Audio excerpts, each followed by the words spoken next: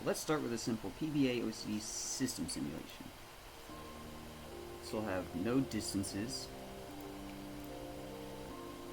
and the node distances will be the transmitters. As node distance increases, it decreases, and the intensity amplitude increases and decreases. The time that the effect on the other node changes. So the intentionality amplitude is converted into its receptive and perceived amplitude. So it's cool. You can view these as like a infinity symbol that just recursively loop back and forth. And yeah, here I'm trying to log the different diffusion time cycles and how long they last of each one and how they work inverse to each other.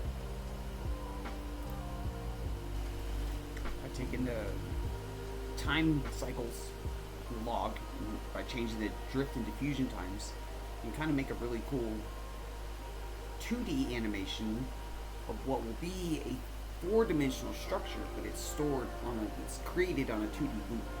So that way you can do projective geometric algebra on this.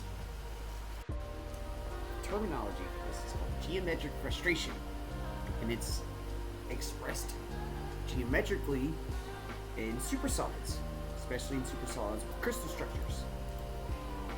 And so what geometric frustration is where every point that connects to a structure has an order, and these orders have different spin directions, and the mismatch of that is what we call geometric frustration.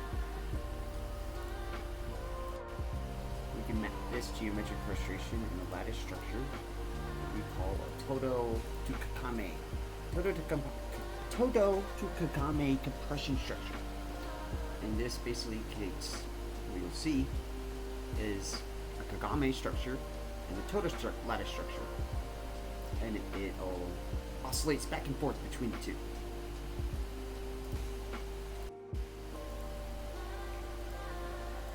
Here what's being shown is the 3D waves interacting with each other to form multi-dimensional interactions.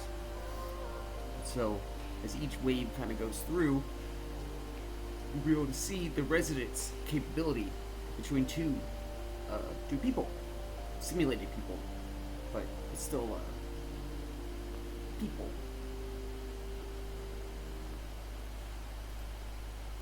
And it's these hyperbolic interactions that can be transmitted through the SHD-CCP packets on one version or on one part of the whole packet.